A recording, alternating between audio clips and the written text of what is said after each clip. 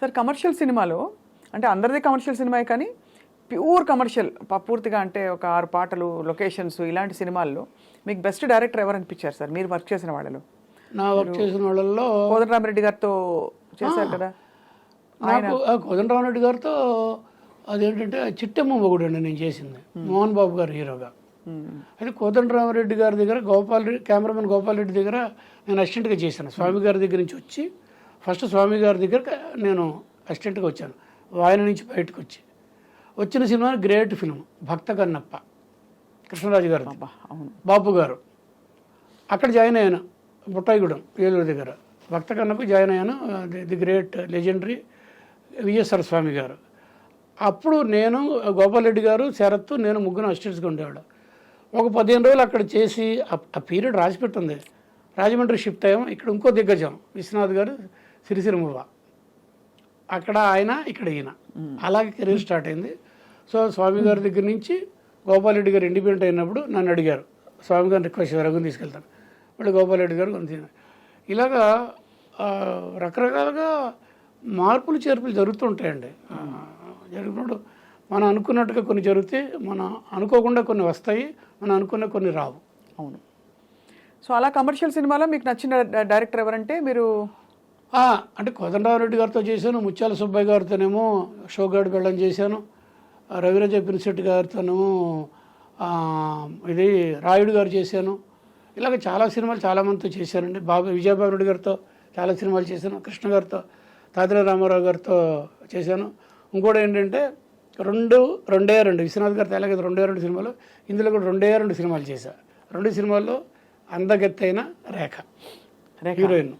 ఒకటి సంసార్, తెలుగులో కూడా వచ్చింది కదా. అవును, అది సంసార్. అందగత్త కదా సార్ రేఖ గారు. అయ్యో ఇప్పుడు కూడా ఇప్పుడు నేను చెప్పిన నేను ఇష్టపడ్డ జయప్రద ఇప్పుడు పక్కన పెడితే ఈవిడ అప్సరసలా ఉంది రేఖ ఇప్పుడు కూడా. 70+ అనుకుంటా ఆవిడ. తర్వాత 2వ సినిమా మేరా పతి సిర్ఫ్ మేరా హై, జయసుధ వాళ్ళ ప్రొడక్షన్. అది నా మొగుడు నాకే సొంతం. 2 హిందీ సినిమాలు చేశాను. ఆ తర్వాత వేరే లాంగ్వేజ్ చిన్న చేశాను. సో అవి నాకు ప్రాప్తము. ఒక గ్రేట్ రిగ్రెట్ ఏంటంటే సితార సినిమా, అట్లూరు పూర్ణచంద్ర గారి పేరు విన్నారా? అయ్యో. ఆయన అప్పుడు అమితాబ్ బచ్చన్ బాగా క్లోజ్ అనమాట. అమితాబ్ బచ్చన్ గారితో పాటు అప్పుడు సినిమా జరుగుతుంది. ఎవరు? శ్రీదేవి, కమల్ హాసన్, అమితాబ్ బచ్చన్ కాంబినేషన్ చూడండి. సినిమా ఏంటంటే మీకు తెలుస్తుంది అనుకుండా, whose life is it anyway, చాలా ఫేమస్ సినిమా. ఐడియా ఉందా? Whose life is it anyway. ఒక ఆర్టిస్ట్కి పెరాలిటిక్ మజిల్స్ పెరాలిసిస్ అయిపోద్ది, ఓన్లీ మజిల్స్ కలుగుతున్న బాడీ ఎందుకు పనిచేయదు అనేది గొప్ప సినిమా. అది రిచర్డ్ డ్రైఫస్ అని అతను. అది కమల్ హాసన్ క్యారెక్టర్. అమితాబ్ బచ్చన్ గారు, శ్రీదేవి గర్ల్ ఫ్రెండ్. ఆ టైంలో ఈ సితార సినిమాని హిందీలో వేద్దామని అట్లూరు పంచారు ప్రపోజల్, శ్రీదేవిని భానుప్రియ క్యారెక్టర్లో. అప్పుడు సితార సినిమా చూశారు ఎవరు? అమితాబ్ బచ్చన్ గారు. 2వ రోజు నన్ను సెట్కి పిలిచారు, నన్ను ఎంబీరో గానే బుడ్రోని పిలిచి పక్కన కూర్చోబెట్టుకొని, నువ్వు డే ఫర్ నైట్ ఎలా చేసావు? డే ఫర్ నైట్ గురించి తెలుసు కదా, బాగా బగబగమనే ఎండలో తీసి దాన్ని వెన్నెలని నేను ఫోటోగ్రఫీగా చెప్పాలి. నేను కాదు, సినిమాటోగ్రాఫర్. అయ్యా బాబోయ్. That is called day for night photography. ఇందులో హైలైట్లా ఉంటుంది.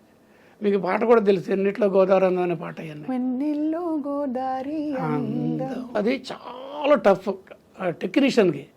నేను ఆ విషయంలో ముదురుని, ఎందుకంటే నేను చూసేసాను సినిమాల్ని. మా గురువు గారు స్వామి గారే ఆ సినిమా ఏంటంటే మన భక్త కన్నప్పలో ఎన్ని ఇయల్లో చందమామ అవన్నీ చూసి ఏ టెక్నాలజీ వాడుతున్నారు, ఎక్స్పోజర్లు ఏంటి, కలర్స్ ఏంటి, ఏ టైంలో ఏ లైటింగ్లు చేస్తున్నది బాగా. అంటే అప్పటికే నేను డిప్లొమా చేశాను, ఇవన్నీ చేశాను కాబట్టి స్టడీస్ సితార్లు అంత బాగా చేయగలిగా. ఆయన కూర్చోబెట్టి చెప్పి ఆయన అడిగి వండర్ఫుల్. ఇండియన్ ఫోటోగ్రఫీలో డే ఫర్ నైట్ పెద్ద గొప్పగా ఉండదు. కొంతమంది ఉన్నారు, 2 పేర్లు చెప్పారు. ద్వారకా దివేచ్ అని కూడా అంటారు, షోలే కెమెరామెన్, ఆయన బాగా చేస్తాడు.